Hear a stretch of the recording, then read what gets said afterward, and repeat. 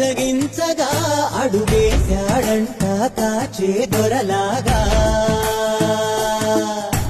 మనసును మంటను ఒక్క తీరుగా లెక్క చెయ్యని శంకరయ్యగా ఉక్కు పంచగా ఊపిరి నిలిపాడురా మన గంట దండ వీడే నికరంగా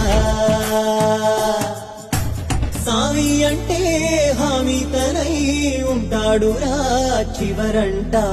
లోకాలనే లేటాడు